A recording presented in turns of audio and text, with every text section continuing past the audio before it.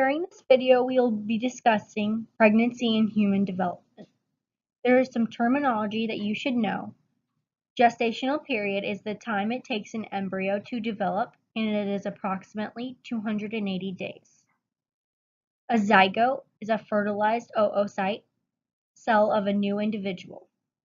A pre-embryo is the first 2 weeks after fertilization. An embryo is weeks 3 through 8, and a fetus is weeks 9 through birth. During fertilization is the transport of the sperm. During ejaculation, a man expels millions of sperm into the woman's vaginal canal. Before the process of fertilization, there are some barriers: acid in the vagina and mucus in the cervical canal. The vagina will think sperm are foreign invaders and automatically keep them out.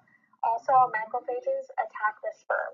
Even though millions of sperm were expelled, only a few will make it up to the uterine tubes.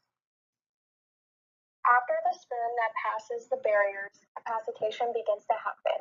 This is the process by which the membrane around the acrosomes are weakened and then gets ready to release enzymes. The pre-embryonic development begins with cleavage and blastocyst formation. Cleavage is the rapid division without an increase in cellular size. The goal of cleavage is to produce small cells with a high surface-to-volume ratio, which enhances their uptake of nutrients and oxygen and the disposal of waste. It also serves as building blocks for constructing the embryo. Somewhere around day 4 or 5, blastocyst formation occurs. The blastocysts are fluid-filled hollow spheres composed of trophoblast cells and inner cell mass.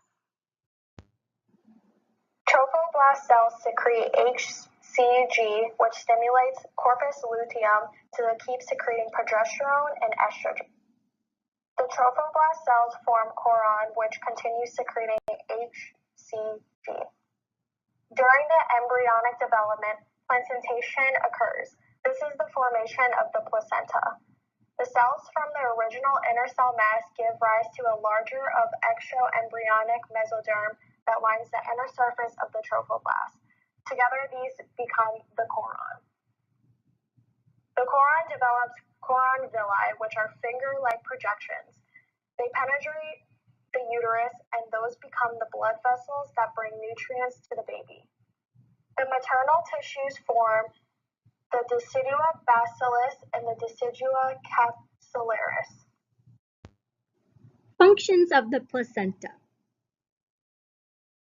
Placenta transfers nutrients, participates in gas exchange, transfers metabolic waste, and the endocrine, it produces HCG, human placental lactogen, estrogen, progesterone, and relaxin.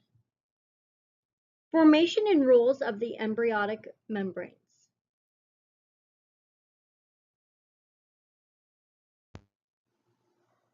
The extraembryonic membranes that form during the first 2 to 3 weeks of development include the amino, yolk sac, lactose, and choron. Amino is the fluid-filled sac around developing embryo and fetus. Its function is to protect embryo from shock or physical trauma. It prevents fusions of tissues and helps maintain a constant temperature. The yolk sac forms to cells in the digestive tract and is the source of the earliest blood cells and blood vessels. The yolk sac is the main source of nutrition for the embryo. Allentose is the small pocket at the end of the yolk sac. It forms the umbilical connection, then becomes part of the urinary bladder. The choron, as mentioned before, helps to form the placenta. In the development of fetal circulation, there's 2 umbilical arteries and 1 umbilical vein. Within the arteries, they come from the internal iliacs and travel to the mom. They are oxygen poor. With the vein, it carries oxygen-rich blood to the ductus venosus, which then connects into the IVC. All vascular shunts, such as ductus venosus, foramen ovale, and ductus arteriosus, are all closed during birth. At the end of embryonic period, all brain regions are present. First brain waves are in this brainstem, and liver starts to form blood cells. limbs and digits are formed, and pretty much all other systems are at least started. Here, gastrulation, formation of the germ layer. The ectoderm is the superior layer, the mesoderm is the middle layer, and the endoderm is the inferior layer. we are going to look at fetal development. In the 3rd month, the retina of the eye are present. There are facial features, and you can determine the sex. In the 4th month, eyes and ears are assumed to be in the normal position. Body growth starts to catch up to the head, and most of the bones are distinct. In month 5, lanugo is shown. Lanugo is the fine leaving hair that covers the skin. Also, quickening occurs. That's when the mom can feel the baby move. Fetal is being positioned in vertex caseosus, which is the cheesy secretion of sebaceous gland that covers the baby's body.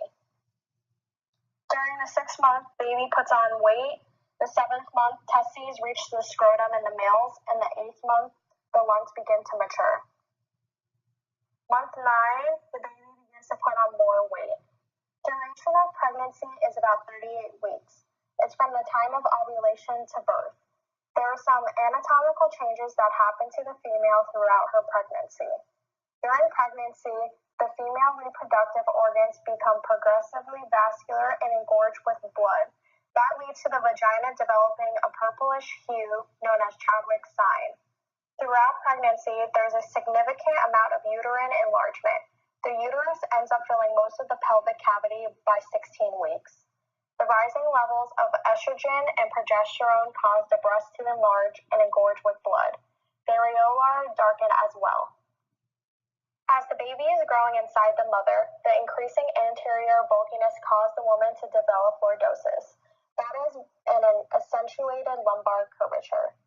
The placenta produces the hormone relaxin, as mentioned before, that causes pelvic ligaments and pubic symphysis to relax, widen, and become flexible to ease birth passage. Starting labor. Peaking levels of estrogen probably help to trigger labor. Irritability of the myometrium. Braxton Hicks contractions are false labor.